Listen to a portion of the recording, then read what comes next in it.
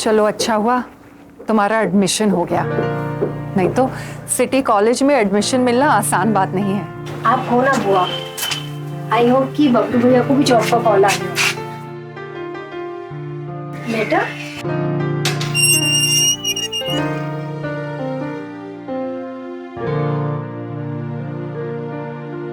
अरे बुआ जी, भैया को नौकरी मिल गई।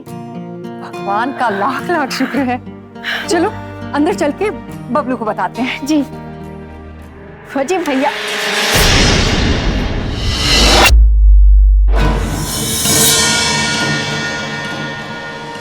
भैया भैया भैया बबलू भैया, हमारे साथ ये क्यों होता है? भैया उठो ना, भैया उठो। Hello police. नमस्कार, सावधान इंडिया यूपी फाइट्स बैक में मैं पूजा गौर आप सबका स्वागत करती हूँ। संजुक्ता मुरादाबाद के सबसे अच्छे कॉलेज में एडमिशन हो जाने पर बहुत खुश थी। अपनी बुआ कल्पना के साथ घर वापस लौटते हुए वो भगवान से प्रार्थना कर रही थी कि उसके बड़े भाई बबलू की भी नौकरी लग गई। एडमिशन हो जाने की खुशखबरी वो सबसे पहले अपने भाई को सुनाना चाहती थी, पर संजुक्ता के लिए एक बेहद दुखद खबर घर पर इंतजार कर रही थी। बबलू को नौकरी तो मिल गई थी, पर किसी ने बड़ी बेरहमी से उसकी हत्या कर दी थी। आखिर क्यों हुआ था ये कत्ल? क्यों संजुक्ता का कहना था कि ये फिर से क्यों हुआ हमारे साथ? क्या हुआ था इससे पहले?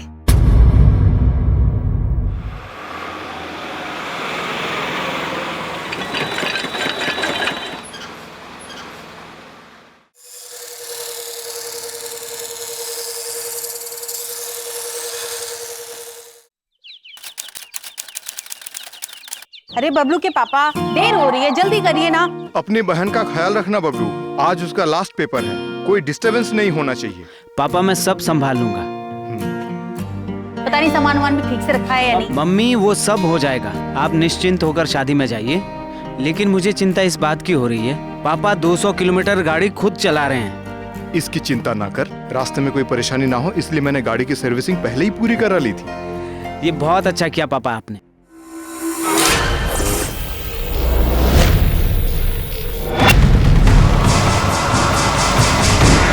आप लोग जल्दी से बाहर आओ, मैं गाड़ी में सामान डालता हूँ। अच्छा ठीक है, जल्दी आना। अच्छा देख, पेपर ढंग से दे के आना, ठीक है ना?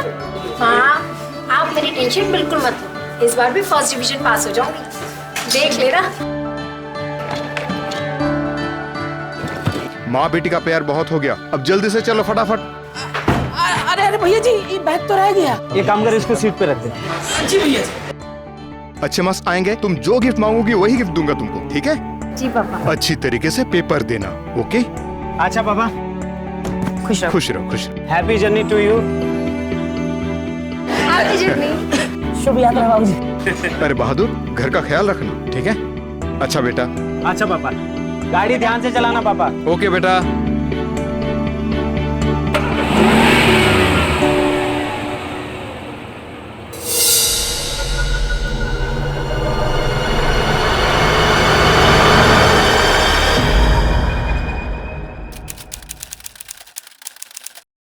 अरे किताब बंद कर और चल, बहुत पढ़ाई होगी, नहीं तो इम्तिहान के लिए देर हो जाएगी। भैया इंटर का लास्ट एग्जाम है और आपको तो पता है कि मेरी लास्ट मिनट की प्रिपरेशन सबसे बेस्ट होती है। पता है तेरी लास्ट प्रिपरेशन। अरे प्रिपरेशन तभी काम आएगी जब तू टाइम से इम्तिहान देने पहुंचेगी। मैं बाइक निकालता हूँ, तू जल्दी से आ। भैया थैंक यू सो मच। क्यों? मुझे थोड़े कॉलेज जाना है, मैं MBA कर चुका हूँ, समझिए।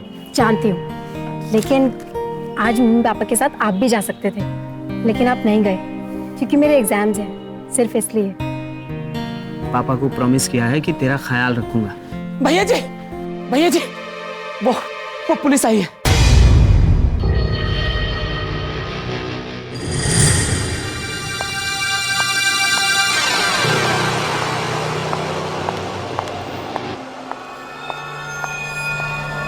हाँ इंस्पेक्टर साहब बोलिए। इस फोटो को देखो, इस गाड़ी को पहचानते हो आप?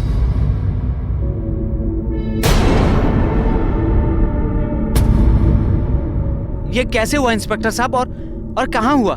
ये कार्गो रोड पे हुआ है आज ही। इस वक्त डेड बॉडीज कहाँ पर है? हॉस्पिटल में। आप चलिए, मैं अभी आता हूँ। ठीक है, चलो।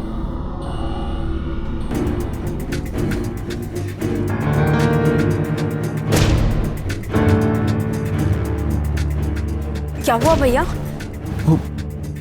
कुछ नहीं, मेरे एक दोस्त का एक्सीडेंट हो गया है, लेकिन तुझे बहादुर कॉलेज छोड़ देगा। मैं जरा उससे हॉस्पिटल में मिल के आता हूँ।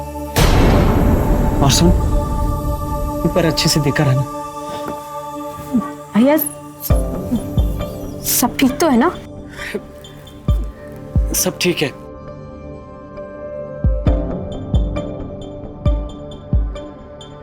भैया जी, बहादुर सब ठीक है, तुम संजुक्ता को कॉलेज छोड़ो।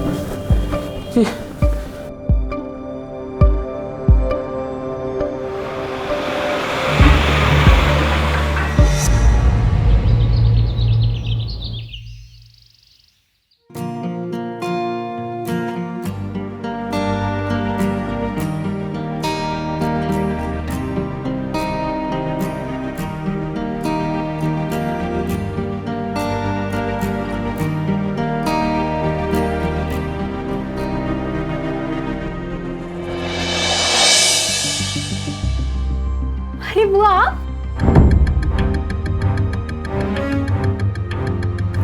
चल।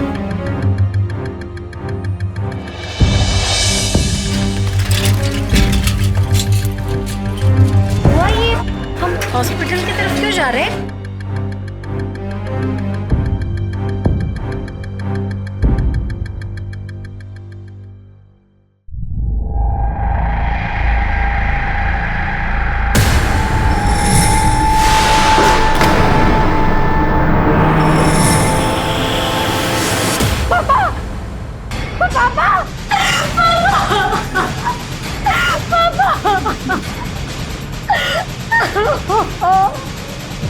इसका कहना है कि हाईवे पर गाड़ी की ब्रेक फेल होने की वजह से गाड़ी पेड़ से टकरा गई। Brake fail? नहीं, ऐसा नहीं हो सकता भैया। पापा तो सेफ्टी के बड़े पाबंद थे। अभी शादी में जाने से पहले ही तो पापा ने सर्विसिंग करवाई थी। यही सोच के तो मैं भी परेशान हूँ संजुक्ता। शुरुआती जांच में ही पुलिस को पता चल गया था कि गाड़ी का ब्रेक वायर किसी धारदार हथियार से काटा गया है। लेकिन पुलिस की छानबीन करने के बावजूद जब ऐसा करने वाले का कोई भी सुराग या सबूत नहीं मिला, तो सबूतों और गवाहों की कमी के कारण रामपुर पुलिस ने इस केस की फाइल को बंद कर दिया। पर फाइल बंद होने से सवाल खत्म नहीं होते और यहाँ सवाल ये था कि आखिर किसने रची थी ये जानलेवा साजिश और क्यों? क्या कभी इन सवालों के जवाब मिल पाएंगे या फाइल के साथ ही दबकर रह जाएंगे?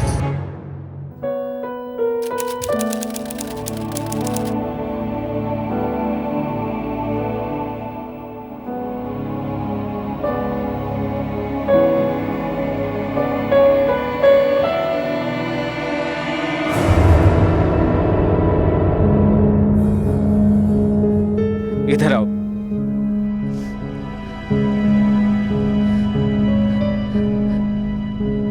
मुझे आंटी अंकल के बारे में पता चला। I am sorry. चला जाए यहाँ से। बबलू, लेकिन मैं तुमसे कोई बात नहीं करना चाहता इस वक्त। प्लीज प्लीज चला जाए यहाँ से।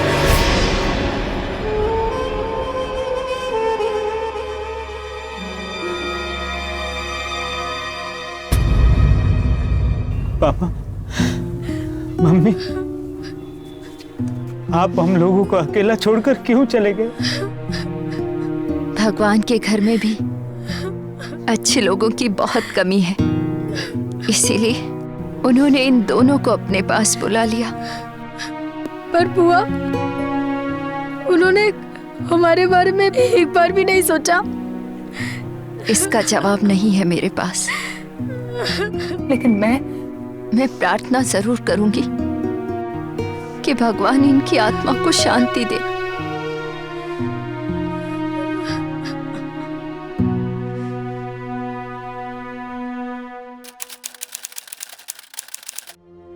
बेटे, तुम्हें हिम्मत रखनी होगी। तुम ही घर के करता धरता हो। कुछ खा लो। जी, मेरा तो ये सोच के दिमाग फटा जा रहा है कि कोई मम्मी पापा के साथ ऐसा क्यों करेगा। पूरे शहर से उन्हें प्यार और इज्जत मिलती थी, उनकी किसी से कोई दुश्मनी नहीं थी, ना ही किसी से मन मुटाव, ना ही किसी से भय। और पुलिस वाले कह रहे थे कि ये एक्सीडेंट नहीं था। अगर ये एक्सीडेंट नहीं था तो फिर क्या था? वो मैं कुछ नहीं जानती। मैं बस ये जानती हूँ कि यहाँ कुछ ठीक नहीं है। मैं तुम दोनों बच्चों को इस माहौल से दूर ले जाना चाहती हूँ। भैया जी, गाड़ी में सब सामान रख दिया। ठीक है बाबू। भैया जी, एक बार फिर हम आपसे कह रहे हैं, फिर से सोच लीजिए। अब अपना घर क्यों छोड़ करके जा रहे हैं? बुआ जी से कहिए ना यही रुकने के लिए। उनका मुरादाबाद में है ही कौन? बहादुर, अब बुआ जी के अलावा हम लोगों का है ही कौन? भैया जी, इतना बड़ा घर है, इतनी जमीन है, और आप कह रहे हैं कि मैं बचाइए क्या? अरे उसकी देखभाल के लिए तुम हो ना, अपना ध्यान रखना। हाँ चलो बच्चों। हाँ बच्चे।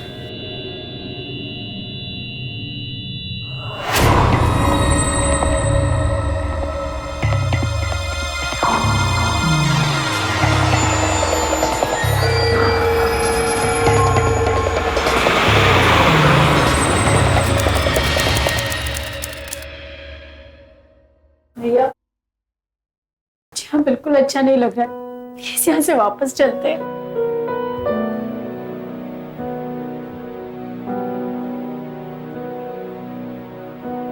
देख, जो कुछ भी है अब यही हमारा घर है। मैं समझता हूँ थोड़ा एडजस्ट करना पड़ेगा, लेकिन अब वापस रामपुर नहीं जाएंगे। तुम दोनों के लिए खुशखबरी है। संयुक्ता की एडमिशन की बात हो गई है। बस 2-4 दिन में एडमिशन भी मिल जाएगा।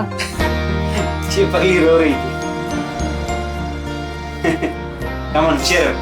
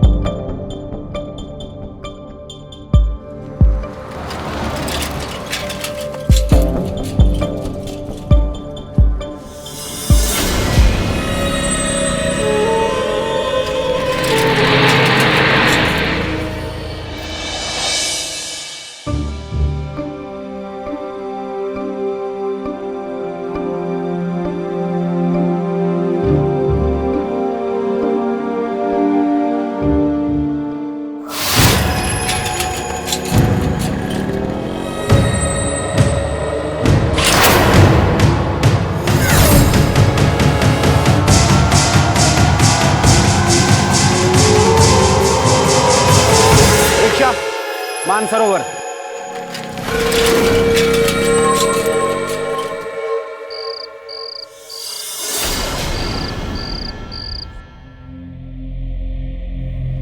अरे भैया, आपका इंटरव्यू कैसा रहा? मैं तो बताना ही भूल गया। बुआ, आज इंटरव्यू बहुत बढ़िया रहा और मुझे तो लगता है ये जॉब मुझे ही मिलेगी। देखा, मैंने बोला था ना। मैं प्रार्थना करूंगी कि जॉब तुम्हें ही मिले। थैंक यू बुआ जी।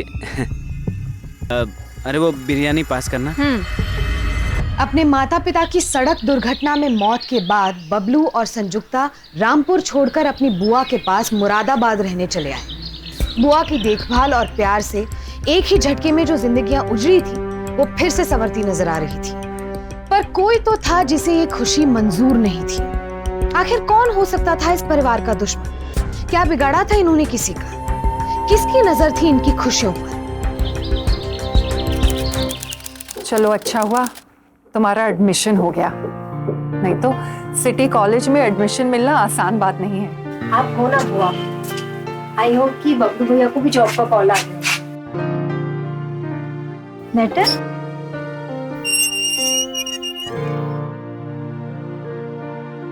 अरे बुआ जी, भैया को नौकरी मिल गई। भगवान का लाख लाख शुक्र है। चलो अंदर चल के बबलू को बताते हैं। जी। बुआ जी, भैया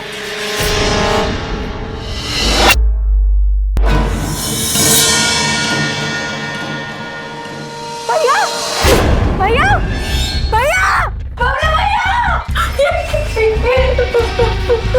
हमारे साथ ये क्यों होता है? भैया उठो ना, भैया उठो। Hello police.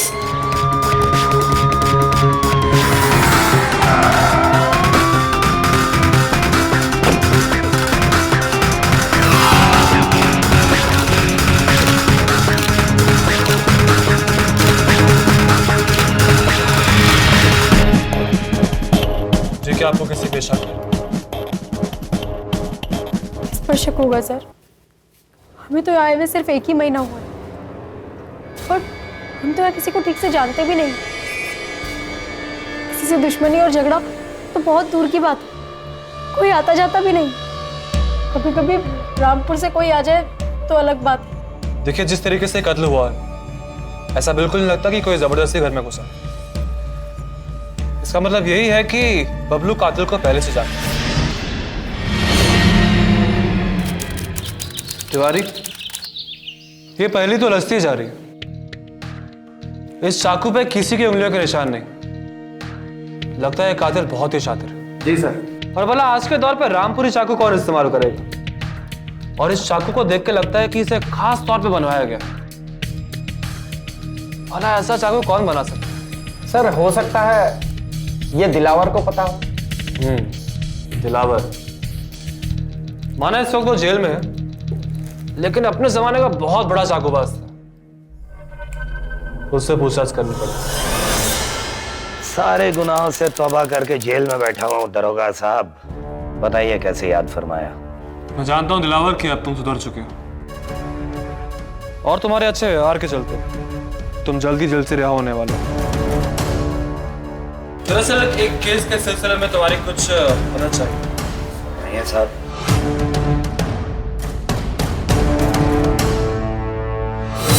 इसके बारे में क्या बता सकते?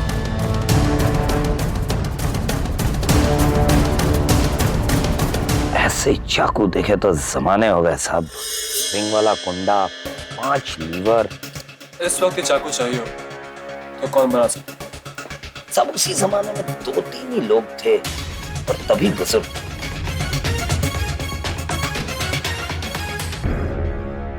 इस चाकू से इस लड़के का खून।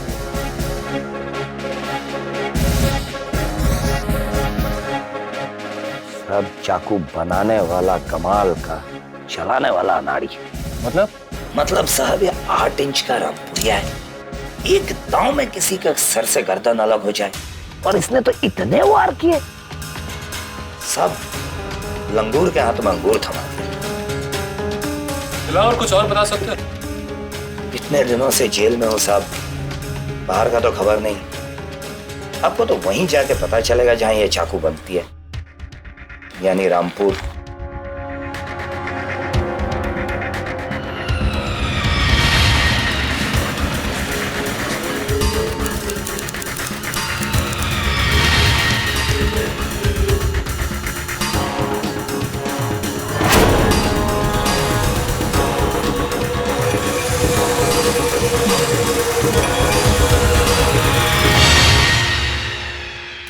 जी हमें लगता है कि आपके भाई की हत्या के तार रामपुर से जुड़े हुए हैं। क्या आप हमें वहां के बारे में कुछ और बताएंगे? जी पापा रामपुर के बड़े नामी इंसान थे। सब लोग उनकी बहुत इज्जत करते थे। किसी से कोई दुश्मनी, कोई परेशानी नहीं। वो बहुत खुश थे। पर एक दिन पापा मम्मी शादी में कानपुर जा रहे थे। उनकी कार का एक्सीडेंट हो गया। उनकी कार किसी पेड़ से टकरा गई। ये एक्सीडेंट हुआ कैसे, कुछ जानते हैं आप? पुलिस को शक था कि उनकी कार का एक्सीडेंट नहीं हुआ, बल्कि उनके ब्रेक वायर काटा गया था। उसके बाद बुआ जी हमको लेके यहाँ पे आ गई। मुझे लगा कि इन दोनों बच्चों की जान को खतरा है, इसी कारण मैं इन दोनों को यहाँ लेकर आ गई। 1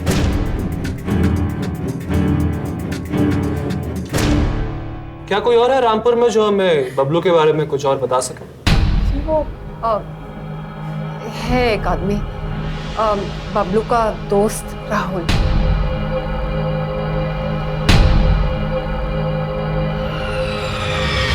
तिवारी, संजुक्ता ने बोला कि मैं एक्सीडेंट नहीं हुआ था बल्कि बेस के बाहर काटे गए थे। जरा रामपुर फोन लगाओ और पता करो कि सच्चाई क्या है।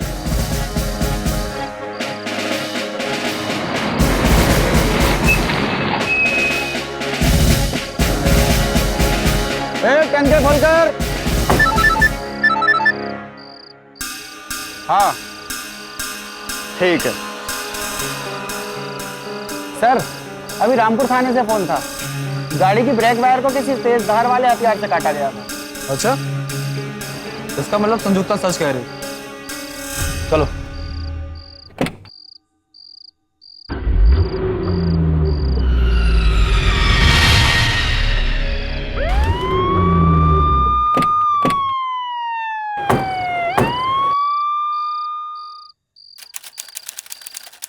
राहुल जी बताइए।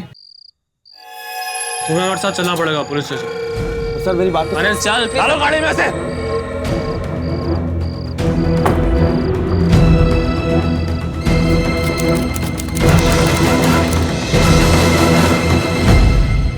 बोल, बबलू और तेरा क्या रिश्ता? बबलू मेरा बेस्ट फ्रेंड है सर। बबलू को कोई परेशानी तो नहीं है ना? परेशानी मतलब तू ये कहना चाह रहा है कि तू कुछ नहीं जानता? किस बारे में सर? बबलू के मर्डर के बारे में। क्या? बबलू का मर्डर? सर मैं कुछ नहीं जानता सर। इसकी सारी जन्म कुंडली निकाल। इसने 2 महीने में किन लोगों को कॉल किया, किन के पास गया, किन के साथ उठा बैठा, किन लोगों से बात की, सब कुछ। जी सर।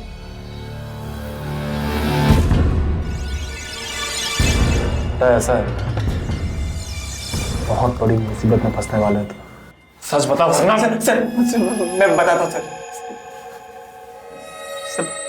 बबलू मेरे बचपन का दोस्त है सर। लेकिन सर फिर हमारी दोस्ती टूट गई। क्यों? बोल। सर क्योंकि मैं संजुक्ता से प्यार करता था सर, और ये बात बबलू को पता चल गई। वो हमारे संबंध के खिलाफ था, क्योंकि ना ही मैं उनकी हैसियत का था और ना ही उनकी जात का। बबलू और उसके पेरेंट्स कभी हमारे रिश्ते को स्वीकार नहीं करते।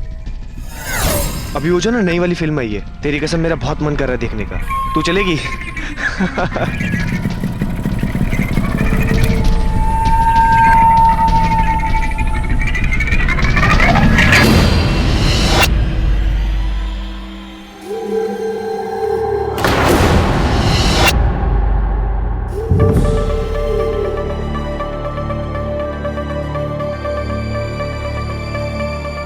जा और बाइक के पास खड़ी हो जा। संजू, बबलू मेरा सबसे अच्छा दोस्त होकर तूने मेरी पीठ पर छुरा घोंपा। बबलू मैं तुझे मेरे और अपने बीच का अंतर मालूम है ना तुझे? भूल कर भी अगर मेरी बहन की तरफ आंख उठाकर देखा, भूल जाऊंगा कि कभी तू मेरा दोस्त था। याद रखना। सर उस दिन के बाद से मैं संजुक्ता से कभी नहीं मिला। मैं आंटी अंकल के चौथे पर उनके घर गया था, लेकिन बबलू ने मुझे वापस लौटा दिया। सर इसके अलावा मैं कुछ नहीं जानता सर। मैं सच कह रहा हूं, मेरा यकीन कीजिए। सर बबलू मेरा दोस्त है सर, मैं उसका कत्ल क्यों करूंगा सर? सर अगर आपको मेरी बात झूठ लगे तो सर फिर चाहे आप मुझे फांसी में लटका देना सर। इसका फैसला तो अदालत करेगी।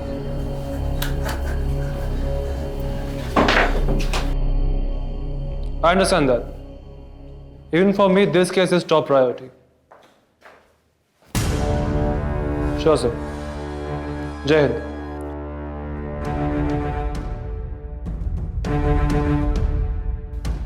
बोलो तिवारी, क्या पता लगा? यही सर कि राहुल सच बोल रहा है। मैंने उसके सभी रिकॉर्ड्स भी चेक किए। सबके सब एकदम क्लीन है। यहाँ तक कि उसकी दुकान पे काम करने वाले लोगों और उसके दोस्तों से भी मैंने पता किया, सबका यही कहना है कि वो एक बहुत ही शरीफ आदमी है। तुम सही कह रहे हो, क्योंकि कॉल रिकॉर्ड्स भी यही कहते हैं। पिछले 2 महीनों से राहुल के फोन से ना तो संजुक्ता और ना बबलू को कोई भी कॉल गई। फिलहाल हमने तुम्हारे बारे में पता किया। फिलहाल तुम जा सकते हो, लेकिन हर रोज थाने में आकर रिपोर्ट करना पड़ेगा। जाओ। अच्छा सुनो, बैठो। तुम्हारा ये चाकू छुरे का काम है ना? जी सर। इसे देखो, इसके बारे में क्या बता सकते? सर मैं ऐसे 2-3 लोगों को जानता हूँ जो ये चाकू बनाते हैं। 1990 में उत्तर प्रदेश सरकार ने 5 सेंटीमीटर से लंबे चाकुओं के इस्तेमाल पर प्रतिबंध लगा दिया था। कुछ सालों बाद इसे 5 सेंटीमीटर से बढ़ाकर 10.6 सेंटीमीटर कर दिया गया, पर वो भी सिर्फ रामपुर में। ऐसे चाकुओं का इस्तेमाल बाकी जगहों पर अभी भी गैर कानूनी है। तो कौन थे ये लोग जो अभी भी ऐसे चाकू बनाते थे और क्या रिश्ता था उनका बबलू के कत्ल से?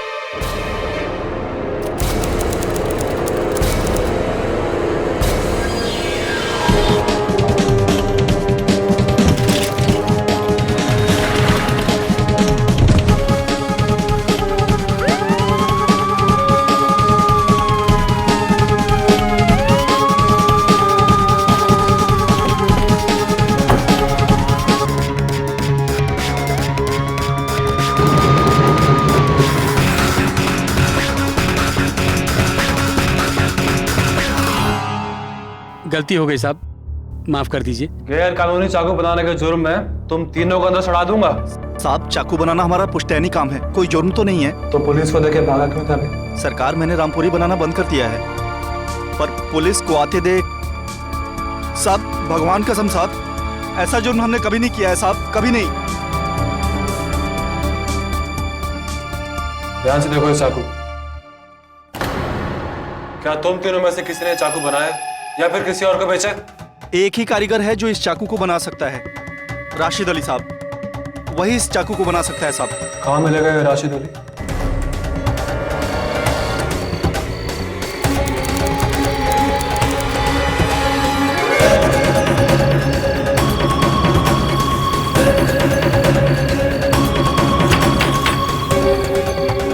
तिवारी, छोड़ दरवाजा।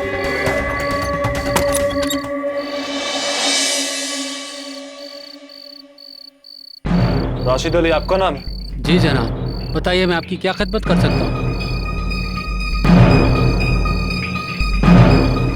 क्या ये चाकू आपने बनाया?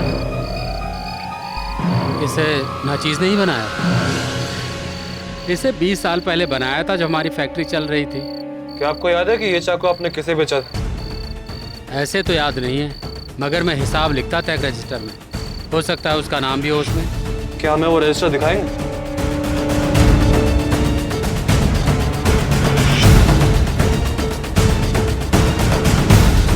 ये लीजिए। रशीद जी, ये रजिस्टर हमें अपने साथ लेके जाना होगा। ठीक है साहब, मेरे किसी काम का नहीं। शुक्रिया।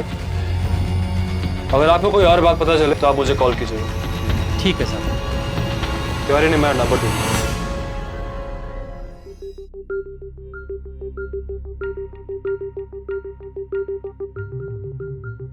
तिवारी से समझने में सालों लग जाएंगे और काफी पेजेस भी गायब हैं।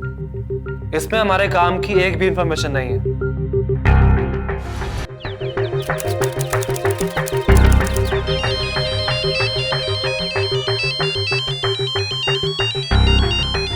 राशिद अली। हाँ बोलो राशिद। दरोगा जी, आज एक आदमी आया था मेरे पास वैसा ही चाकू मांगने के लिए। फिर मैंने उसको बताया कि भाई हम तो 20 साल से इस धंधे से बाहर हैं, मगर वो मानने के लिए राजी नहीं था। साहब 10,000 का लालच दे रहा था वो चाकू खरीदने के लिए। मैंने भी साहब लालच में आके अपना एक पुराना रामपुरी चाकू उसे बेच दिया। उस आदमी का नाम याद है? वो शख्स का नाम है रंगा। रंगा नाम है उसका।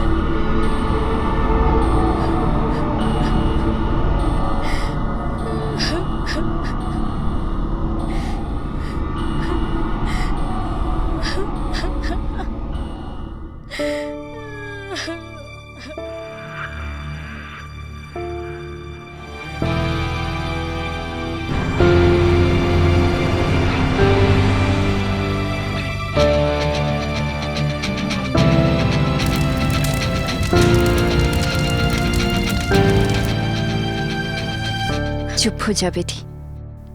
तुझे रोता देख बबलू की आत्मा को शांति कैसे मिलेगी? बुआ जी, हमने किसी का क्या बिगाड़ा? क्यों कोई हमारे पीछे पड़ा हुआ है? सब ठीक हो जाएगा बेटी, सब ठीक हो जाएगा।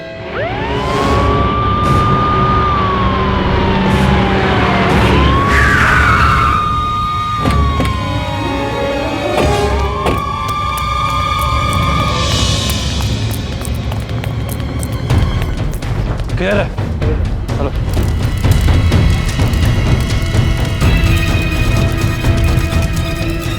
कल्पना जी से जूता कहाँ पर? चलो। भाई, मैं कैसे भूल गया कि औरतें शमशान घाट नहीं हैं। कल्पना जी और संयुक्ता की जान को इसको बहुत खतरा है और कातिल के लिए ये दोनों एक बहुत आसान शिकार है। जल्दी चलो, जल्दी।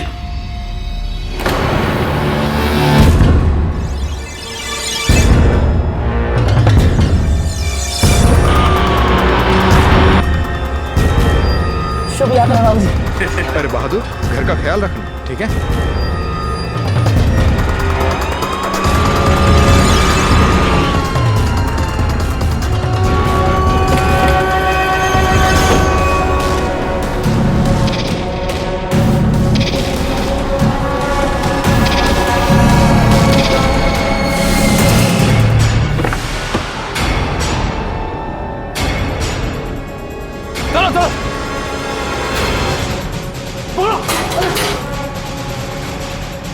लेके चलो से, बंद करो।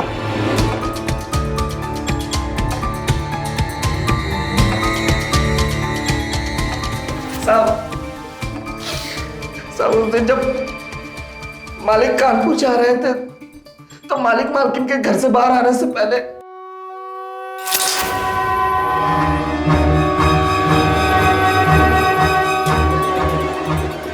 हम जाके कार के नीचे ब्रेक का तार काट दिए थे साहब।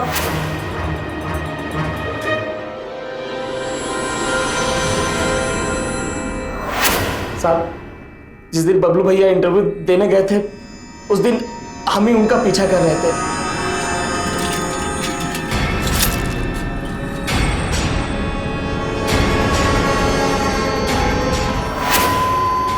रिक्शा मानसरोवर।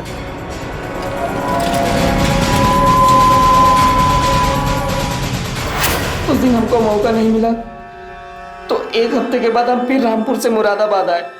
बबलू भैया ने सोचा कि हम उनसे मिलने आए और उन्होंने दरवाजा खोल दिया। अरे तुम? जी भैया जी। और कैसे आना हो? कुछ नहीं भैया जी, बस आपकी याद आ रही थी। अच्छा ये बताओ, खेत में खड़ी फसल पे खाद पानी ठीक से डाल रहे हो कि नहीं? हाँ भैया जी, डाल दिए। ये क्या है? तेरी मौत। हमें माफ कर दीजिए साहब, हम आपको और भी कुछ बताते हैं साहब। बोल। बेटा तू आराम कर, मैं पुलिस स्टेशन जाके पता करती हूँ कि हुआ क्या है। बोल, हमारा अगला शिकार कौन?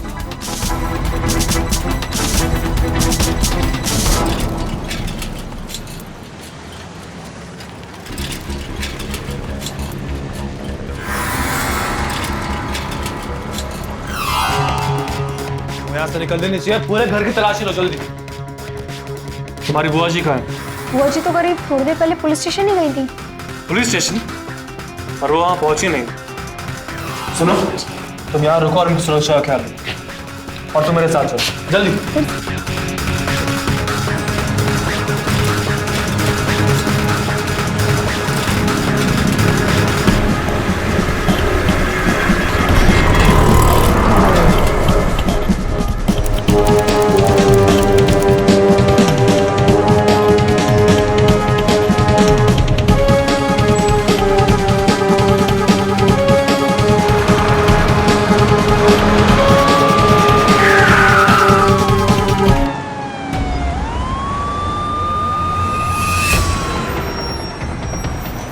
कल्पना जी, कहाँ जा रहे थे आप? चलिए हमारे साथ, चलिए।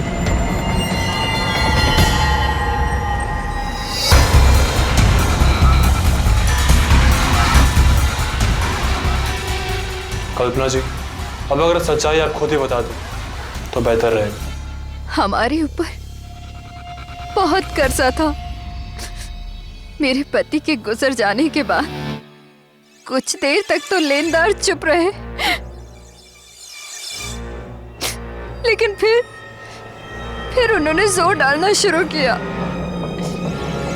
लाखों रुपए मैं अपने भाई से तो मांग नहीं सकती थी, इसलिए मैंने सोचा कि अगर मैंने अपने भाई के पूरे परिवार को ही खत्म कर दिया तो अपने पिताजी की जायदाद की इकलौती वारिस मैं ही बचूंगी। इसीलिए मैंने बहादुर को 10 लाख रुपए का लालच दिया और अपने साथ मिला लिया। उसने मेरे ही कहने पर भैया की गाड़ी के ब्रेक काटे थे। काम हो गया जीजी।